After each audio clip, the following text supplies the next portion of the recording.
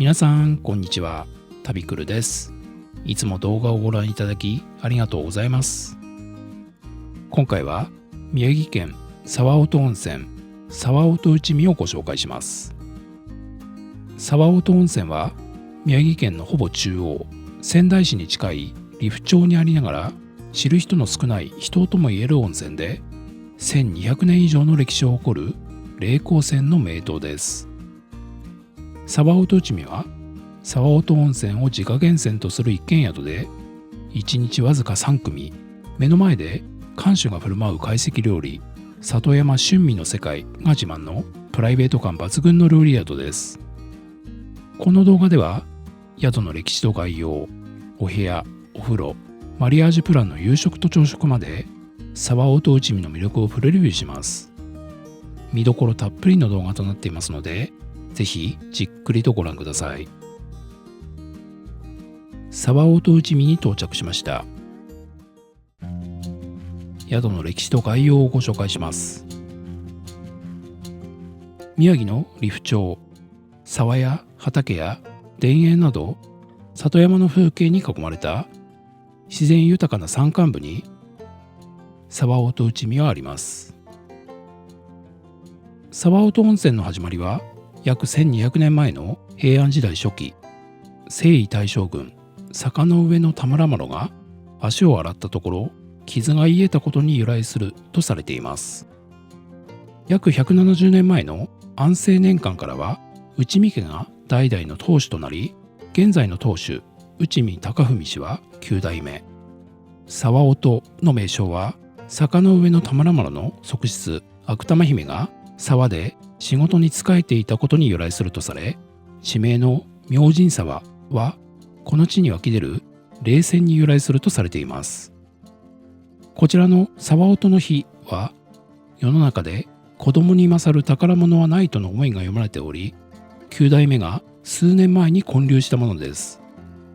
宿の正面にある沢音の庭は悪玉姫が仕えていた情景をイメージしたものとなっています。2024年11月、霊泉井戸の間および外観ファサードの改装とともに屋号を沢音内海に改称。従来の温泉・旅館のイメージから料理宿への革新を図っています。現在の沢音内海は客室は5部屋あるものの、懐石料理の提供は1日3組のみ。お酒との相性を考えたマリアージュプランを中心に、料理長でもある9代目がお客さんの目の前で腕を振るいます。仙台市からほど近く、 JR 利府駅から車で約10分とアクセスも良好です。周辺にはイベント会場グランディ21があり、朝食のみのプランもあることからイベント時の宿泊施設としても利用できます。沢音内海では日帰り入浴も可能です。料金は大人800円となっていました。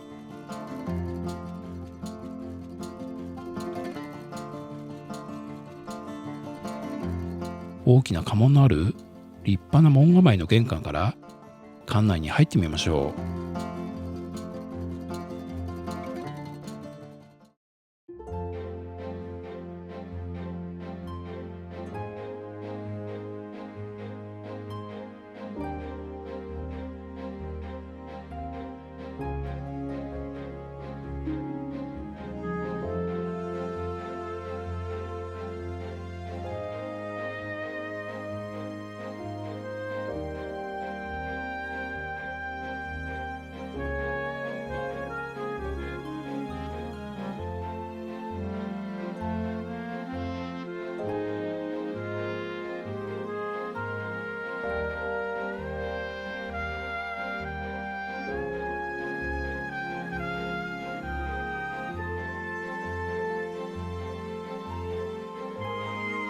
では館内の施設をご紹介します。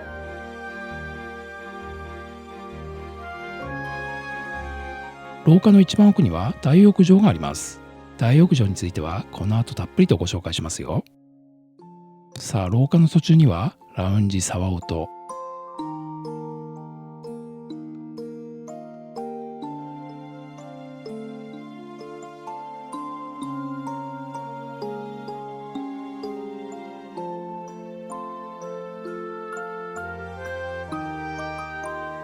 こちらにあるマッサージチェアは有料です。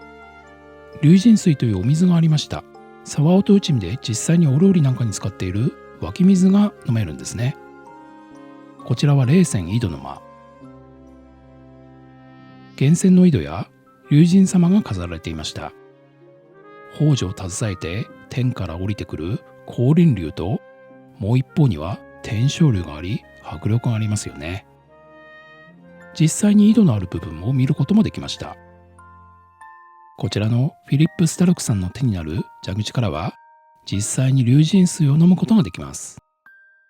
さらに扉から外に出てみましょう。こちらの竹林は明神沢竹林の道。奥には沢音温泉の湯神様が祀られていました。とても神聖な雰囲気ですよね。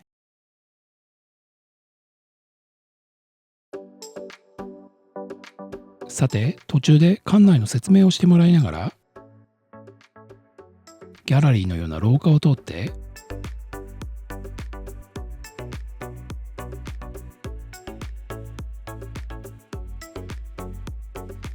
沢音の庭が見える席に座ってチェックインです。お花咲いてる時期だとここにお花が浮かべたり、紅葉の時期はこう紅葉の葉っぱを浮かべてみたりしてました。今はもう水鏡で。ではこちらお茶菓子になります。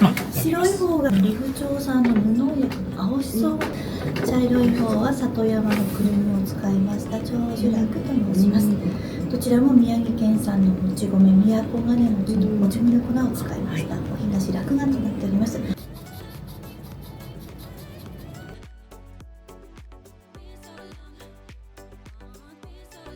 宿の冷泉で入れましてお抹茶になります。こちらどちらもですね、お茶碗は利府町の利府焼きと申します。はい、利府は利府梨って言って梨の産地なんですけれども、梨の枝を燃やした灰を釉薬に使っております。はい、こちらが利府焼きとなります。ちょっと作家さんが違うので、どちらも風合いが違うんです。なるほど。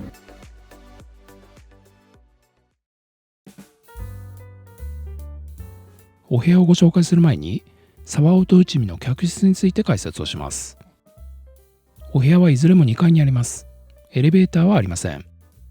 懐石料理の夕食をいただけるプランのお部屋は3部屋のみとなっており、こちらの木と土壁のお部屋沢音、それから木と漆喰の部屋山桜、そして二間の贅沢空間山もみじの3部屋となっています。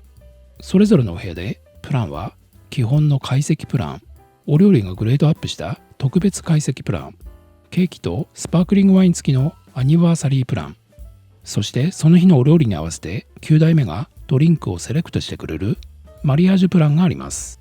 今回は木と土壁のお部屋沢音でマリアージュプランでの宿泊でした。お部屋の前の廊下にはドリップコーヒーやマッサージチェア、書籍コーナーなどがありました。ではお部屋レビューです。今回のお部屋はこちらの沢音というお部屋になります。木と土壁の特別室というふうに書かれています。鍵はこんな感じですね。入り口にはねスリッパがあります。そしてまず中に入りますと、まず手前側がね板の間になってまして、奥側はねこれは鏡ではなくて実はこんな感じの窓のような感じになってて、奥の景色が見えるというような感じになっています。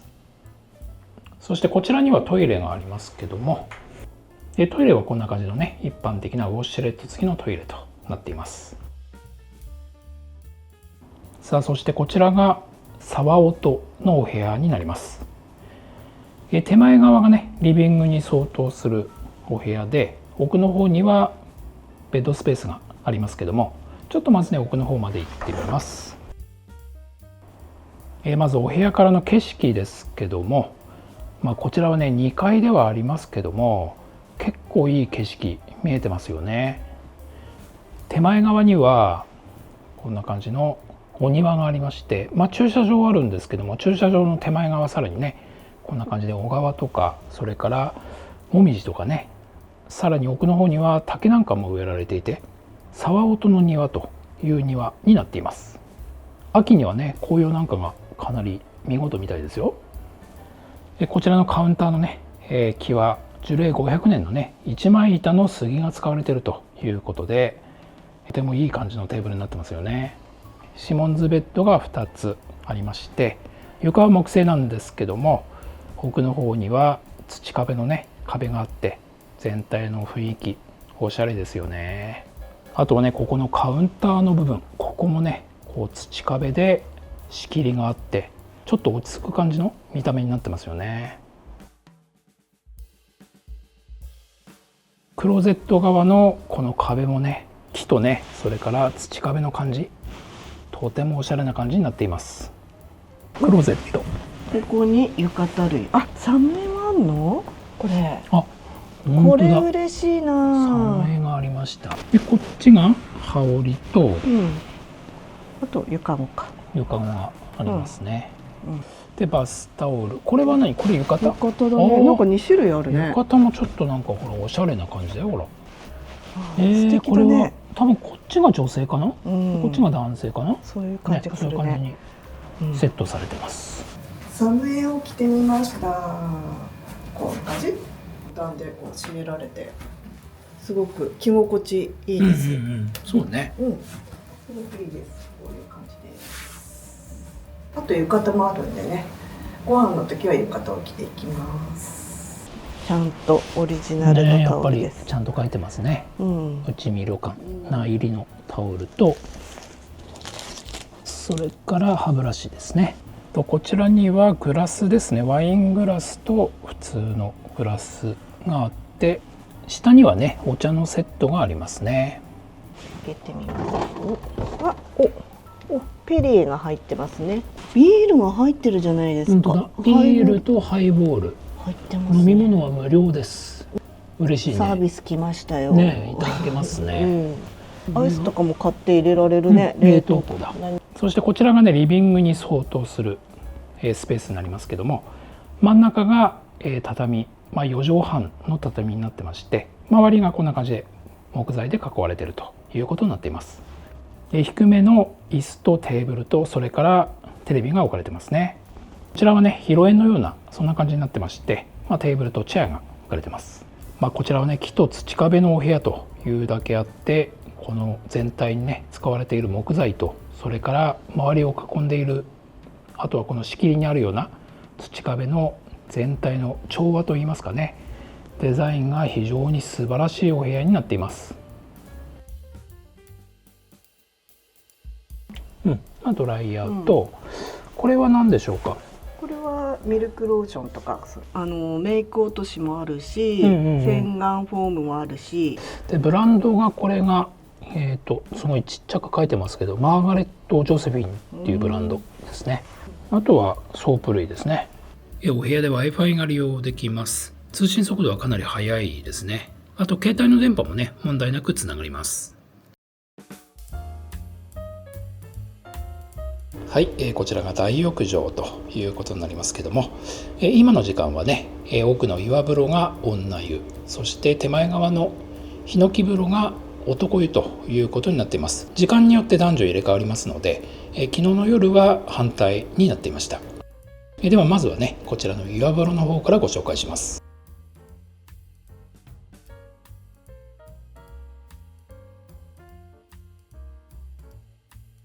こちらが岩風呂の脱衣スペースということになります。お部屋の数がね全部で5つで、日帰り入浴もありますけども、これぐらいあれば十分かなというふうに思いますね。こちらに洗面が1つありまして、ドライヤーが用意されてますね。こちらにはアメニティが用意されてますけども、コットンセットとかひげ剃りですね。あとは、櫛なんかもね用意されてますね。あとはこちらは、資生堂の化粧品ですね、乳液なんかもありますね。温泉の泉質ですけども、源泉名は沢音温泉、 pH が 9.0 で、泉温はね 16.2 度ということで非常に低い、いわゆる冷光泉ということになっています。泉温が低いので常時加温をされているということになってまして、循環ろ過消毒はされてますけども、基本的には源泉をそのままかけ流しにしているということになります。まず一見してね、天井も高くて開放的な感じの内湯になってますよね。湯船はね、十分な広さの石の湯船になってまして、大人 4,5 人はねゆったり入れそうな、そんな感じのお風呂になってますよね。そしてこちらの湯船の石であったり、それからこちらの壁の石のね表面に関しては洗い出しと言われる方法で肌触りがね最適になるように職人さんが塗ってくれたような、そんな感じの非常に高級感のある仕上がりになってますね。あとはこの上の方のね木造りの塗りに関しても柿渋塗りということで非常に綺麗な感じで塗られてますよね。こちらにはね洗い場が4つ用意されてまして、シャンプー類はねこちらのシャンプーになってます。源泉はねこちらの奥の方から出てますけども、冷光線ということで加温をして、少しずつかか流しにされているということですね。あとはこちらに手すりがあって、それから内側の方にね段差もありますので、バリアフリーも考慮されているのかなというふうに思います。こちらの大きな窓からはね外の景色が見えてますけども、向こうの方に露天風呂が見えてますので、そちらに行ってみたいと思います。そしてこちらが露天風呂ということになります。かなりね広めのスペースになってまして、こちら側はこんな感じで庭園風の景色を楽しめるような、そんな感じになっています。お風呂はね内風呂と同様に非常に広い石のお風呂になってまして、上の方にこんな感じで屋根はありますけども、開放感も十分かなというふうに思います。こちらにはねちょっと休めるような、そんな感じのスペースもありますね。そしてお風呂はこんな感じですね。周りのねこの大きな岩の装飾が雰囲気ありますよね。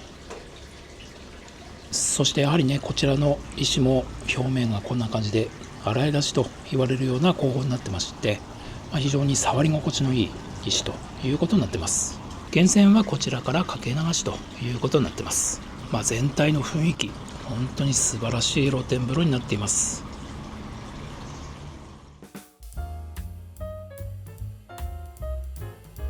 では続いてヒノキ風呂行ってみたいと思います。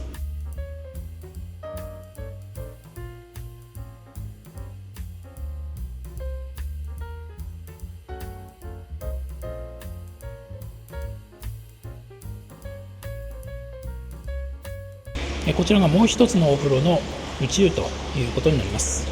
先ほどのお風呂とね雰囲気的には似てるのかなというふうに思いますけども、湯船の大きさはね若干小さめになってますが、それでも 4,5 人ゆったり入れそうな、それぐらいのお風呂になってまして、でやはりこちらもね、こちらの石の表面はね洗い出しと言われるような工法で非常に肌触りのいい石になっています。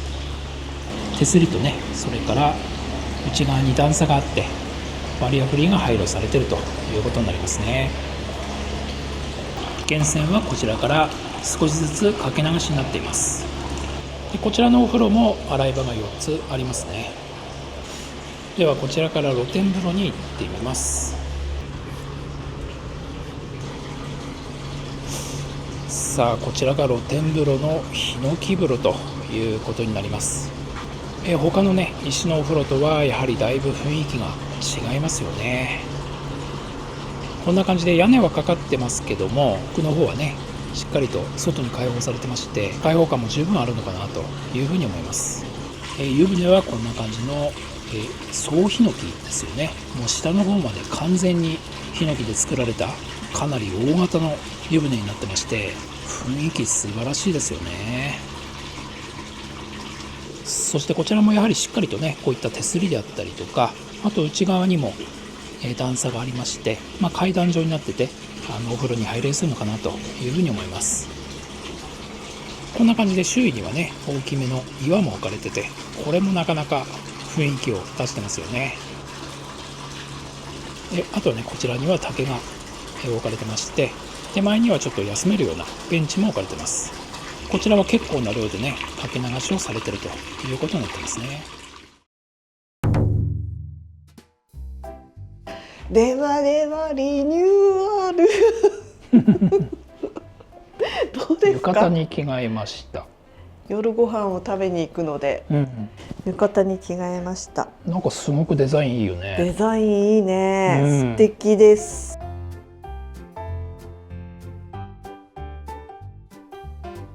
おお、すごい。夕食は和の雰囲気が素敵な個室の会場なんですね。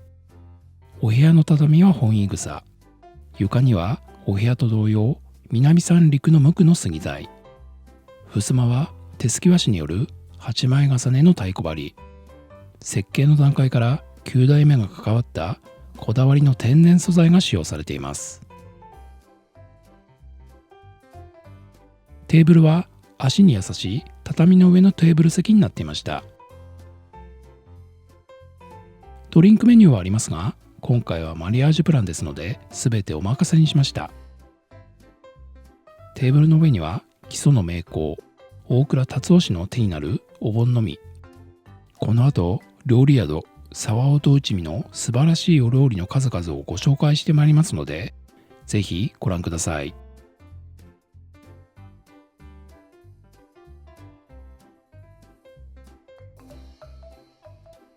今回はマリアージュプランそうっていうことで、食事にお酒を合わせてくれるっていうことで、最初は梅酒、はい、乾杯。はい、あー、美味しい。美味しいね。さっぱりしてる。この黒豆いただきましょう。金箔が乗っている黒豆。金箔ですよ。柔らかい。ふっくらしてる。甘さもちょうどいい。美味しい。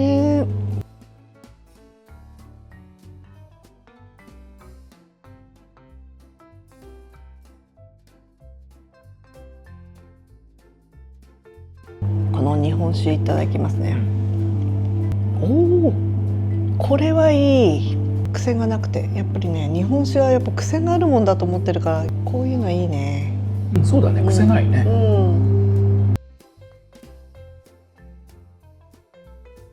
このお水もいただいてみましょう。なんか次から次と飲み物がやってきて追いついていけてません、私。まあ温泉だよね。ようこそお越しくださいました。九代当主でございます。これからありがとうございます。よろしくお願いします。心からお待ちしておりました。当館はですね、店主主人とですね、若女将2人の快適料理の料理人がね、宮城の旬の食材に伝統的なね技を使いまして、持ち味を1段2段引き立てるようね手間暇をかけてます。どうぞリラックスしてね楽しんでください。そして日頃の疲れ癒してください。よろしくお願いします。お料理はですね、宮城県の寒さでね身が締まってきました寒ビラメ、あと海苔がですね播州松島湾で1年に一番最初に摘む一番摘み海苔。海苔？海苔って言ってたね。あれ海苔だね。そう、じっくりいただきましょう。海苔美味しい。本当だ。こんな美味しい海苔食べたことない。感動的だね。料理にこんな感動するなんて。最初から感動した。最初から一品目からもういきなり。ヒラメね。これ暇かかってますよ。おお、わさびもいい感じ。ピリッと効いてて。美味しい。日本酒に合うね。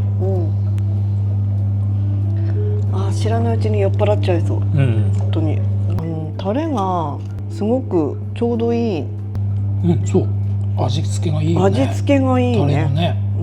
最初からちょっと感動させていただきました。度肝を抜かれるというか。そう。すごいね。もうこの器もすごいしさ、この下のねお盆もすごいし、料理もすごいし。コーディネートも考えてあるのね。考えてるもん。もう一発目からこれで来ちゃうと次何が来るのかもう楽しみでしょうがない。楽しみだね。献立見ててもさ、お米もね一目惚れなんだけど、岐阜産のものとか三陸とか本当に地元のね松島とか、仙台とかすごくねこだわって、このこだわりはすごいね。こだわりがいいね。今日ねご用意した漆器はですね、輪島塗の蒔絵碗でございます。おお。蒔絵見返りと言いまして、蓋の裏に蒔絵が施されています。龍神様の天然水でですね、今日はお椀の調和を図るためにですね、鰹節じゃなくてマグロ節で出汁を引いております。すごい出汁が出てるよ。ね、やっぱりちょっとカツオの出汁と違う感じ、違う感じ。マイルドな感じね。これが料亭の味ってやつだね。扇大根だって。そうなんだ。どうやって切るんだろう、扇大根って。吉地ね、なんか透き通ってるよ、ほら。吉地もね、すごく脂が乗ってて美味しい。蓋も合わせて、こんな感じです。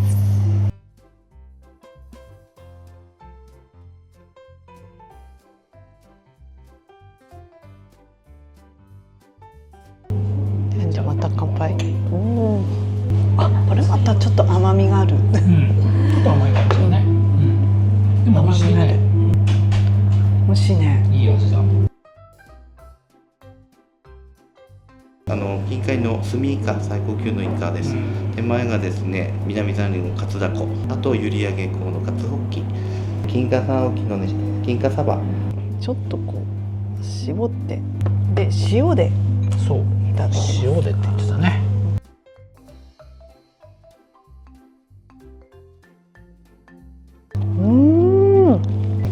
醤油より塩の方が美味しいかも。そうだね。美味しい。塩のこうピリッとくる感じがね。すっごいね、コリコリして柔らかい。タコいきますか。タコも塩でってね。タコね。すごい。皮はすごくコリコリしてて、身の部分はすごくとろっとしてて。そうそうそう。じゃあイカとサバはわさび醤油で。器がとにかくこだわってる。こだわってるね。すごいなんかこう新鮮な感じ。ね、つやつや。いっぱいこのね切り込みを入れてるところがね、顎の弱い私には最高だと思います。美味しい。美味しいね。イカ最高。しめ鯖。これなんかそのままちょっといきたいね、しめ鯖だから。見たの。美味しい。この甘めの日本酒がまた合います。こんなにこだわってる料理は初めて。申し訳ないくらい私は食べて。いや本当だよね。うちらがこんなのいただいていいのみたいな。お刺身の後、寿司を。綺麗な器だよね。綺麗な器。このさ。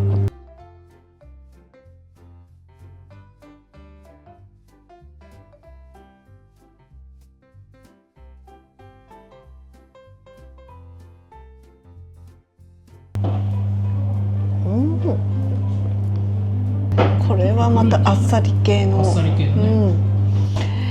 いいですね。これがライブですよ。ね、まさにライブキッチンって感じだね。ご紹介させていただきます。今日はね、三陸沖の天然本マグロを回してね、熟成かけてございます。このね、今日マグロを引き立てるのはね、宮城県のね、仙台曲がりに。器はですね、人間国宝加藤神戸でございまして、三陸の海をね、イメージして盛り付け出してます。綺麗でしょ。綺麗。一番綺麗なのは奥様ですよ。お上手、お上手、お上手です。たまにキラーパスが行くんで、シュートしてください。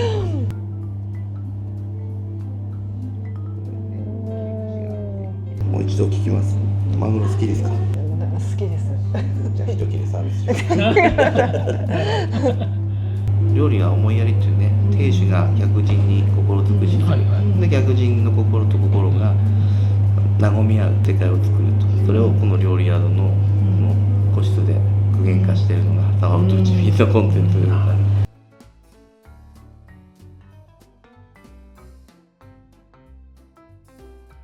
す。綺麗なこのコントラスト見てください。これ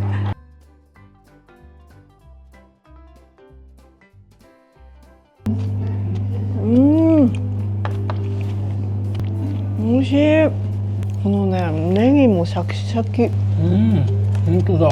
このネギとマグロがすごい合う。こんなにネギとマグロって合うんだね。合うんだね。こうやって一緒に食べるといいね。シャキシャキとこのトロトロとマグロは柔らかいし、柔らかくて最高だね。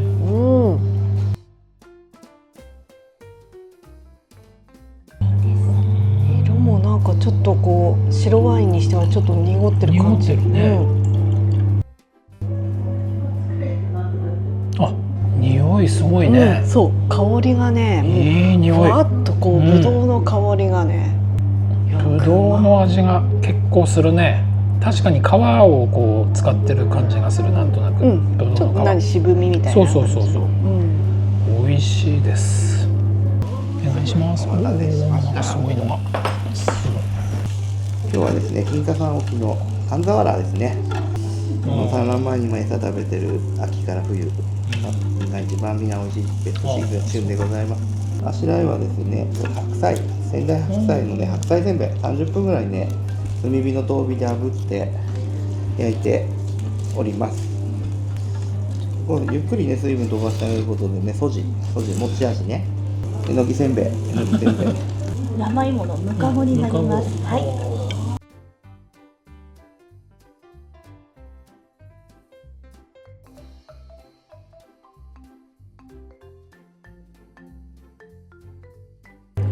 豪快にこうお魚を焼いてる感じがするけど、でもすごく手間暇がかかってて、ね。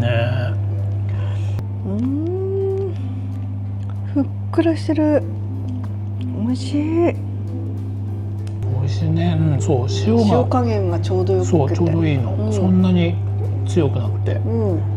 お魚美味しい。最高。魚好きだもんね。魚大好き。なんかあっという間に進んでっちゃうね。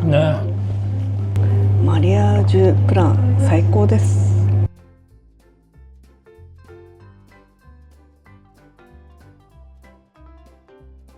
わあ、これは箸休めになるね。これいただきます。柿が入ってるね。ああ、すごいさっぱりしてる。甘みと酸味で。本当だ。すごく爽やかな感じになる。爽やか、美味しいね。しゃぶしゃぶをね、お出し切るようでお準備します。これはね、仙台の多膳のせり鍋なんですが、今度歯の方はやっぱ香りなんで一番最後に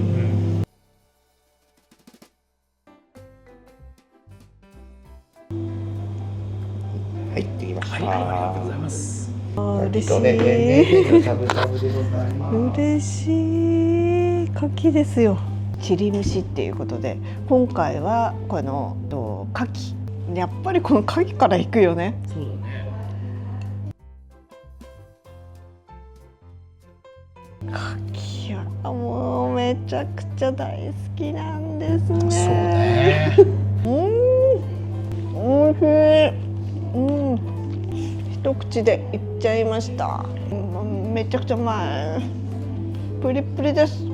ほんとプリプリ。そしてこのね、セリとかも本当にね、このね、根っこのとこね。根っこのところから茹でてくれて、本当にもう丁寧にやってくれたんで、そう。めっちゃうまいと思いますよ。いや、こういうところで食べると美味しいんですよ、また。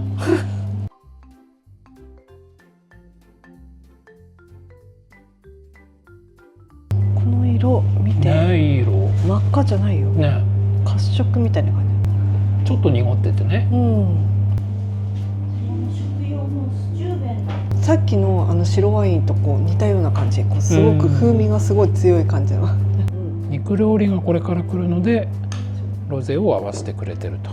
マリアージュ最高です。ね。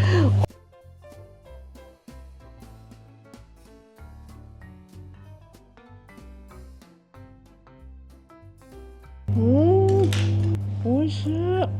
砂糖も美味しい。あゆいきますか。あゆ大きいもん。めっちゃ美味しい。すごい似てるね。骨も全部いただける。全部柔らかいもん。しかも煮崩れしてないし、すごい。ご飯のお供でございまして、仙台牛すき焼きをご用意します。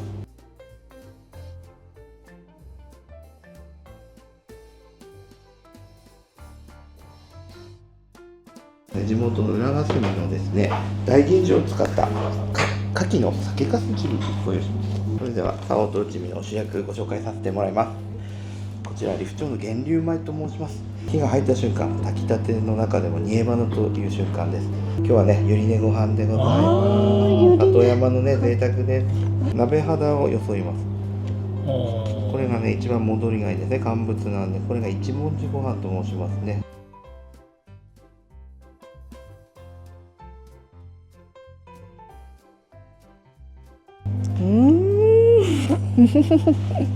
立ってるね。お米が。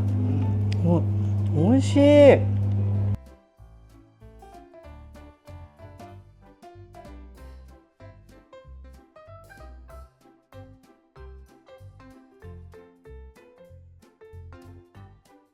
ゆり根が入ってる炊き込みご飯です。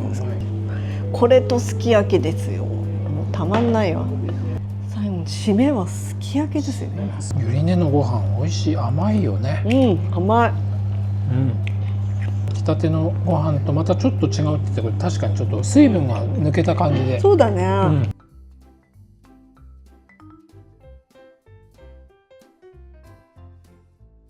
食事を楽しむっていうか、そう贅沢を楽しむって感じ。今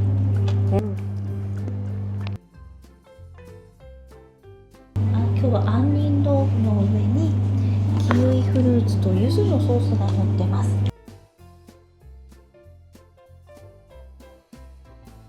すごい。甘酸っぱいです。これが夜食のおにぎり。ゆり根のご飯をおにぎりにしてもらいました。料理も美味しかったです。ねえ、器もすごかったしさ。器ね、すごかった。料理も本当になんていうかさ、もう全てがこだわってるね。そう、こだわりがすごい。もう最高だった、本当にこれは。贅沢な時間。ごちそうさまでしたって感じです。ではお茶をいただいて。ごちそうさまでした。ごちそうさまでした。お部屋からのね、夜の景色ですけども、お庭がねこんな感じでライトアップされてて、お部屋からめっちゃ綺麗に見えます。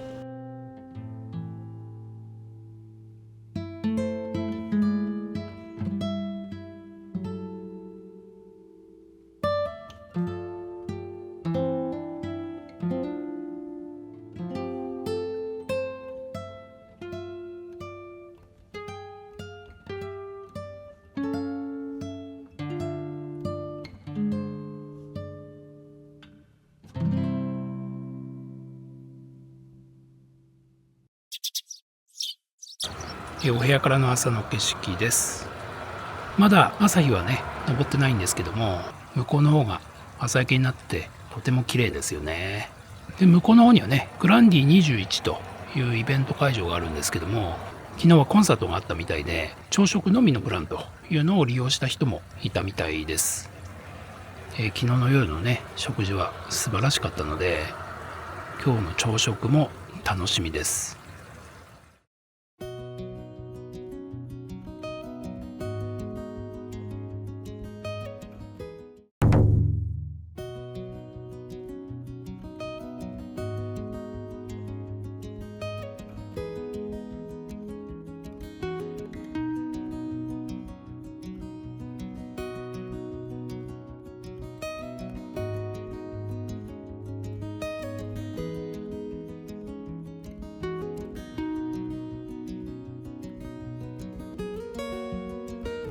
利府町のですね、天日干し米と申します。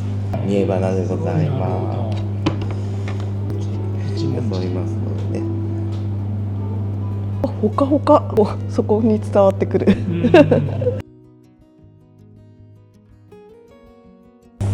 ただきます。いただきます。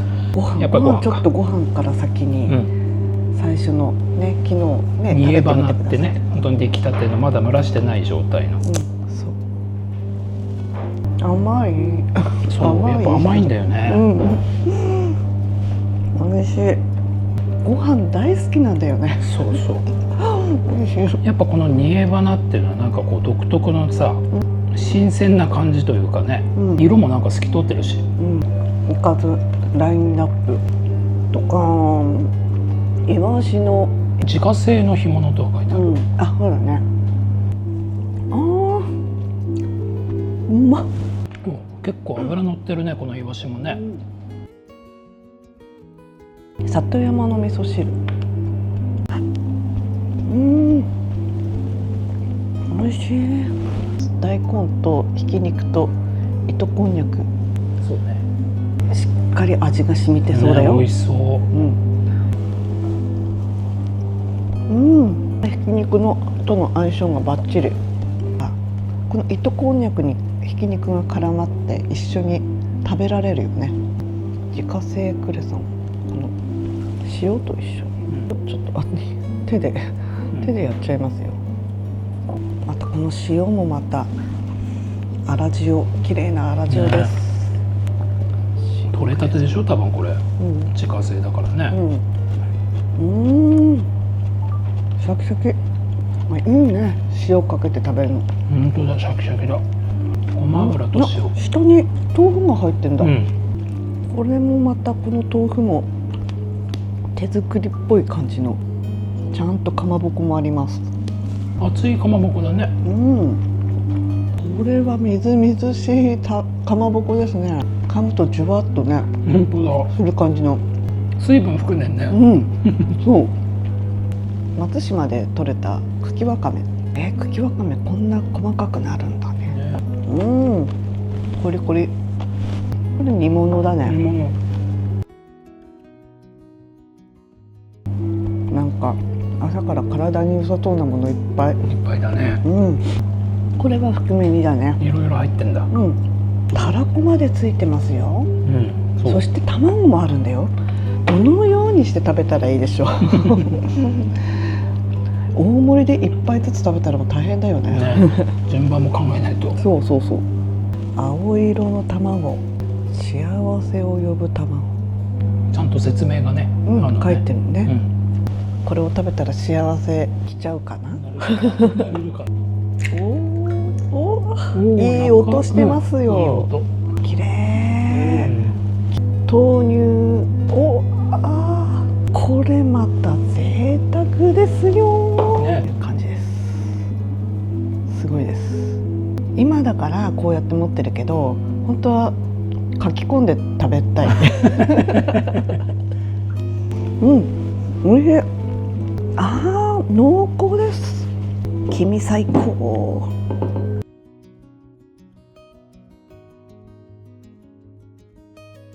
きたてのお餅って感じ。ずんだもとってもね、美味しい、新しい感じで美味しい。朝食後のデザートでアイスを買ってきました。ちゃんとね、ここに内見旅館って書かれてますよね。これはね、よもぎのアイスです。味が何種類かあって、今回はよもぎ。すごい色がすごい。色となんかこのつぶつぶがね、面白いですね。よもぎっぽい感じ。すごい本当によもぎの匂いがします。なんかよもぎ団子みたいな。でもミルクが入ってるんで、少しこうマイルドな感じですね。美味しいですね。もうお腹がはち切れそうです。たくさん食べましたね。夜も朝も本当素晴らしかったね。素晴らしかったね。ほっこりする緑茶です。最後は。ごちそうさまでした。ごちそうさまでした。フロントでチェックアウトです。今回のプランは1泊2食付きのマリアージュプラン。木と土壁の部屋沢音。宿泊費は夫婦2人で94,600円でした。沢音温泉、沢音内海いかがでしたか？目の前で作りたてをいただけるお料理とお酒のマリアージュ。1日わずか3組のまさにローリ宿。懐石料理をいただくために宿泊する素晴らしい体験でした。これからもいろいろな宿をご紹介してまいりますので、引き続きご覧ください。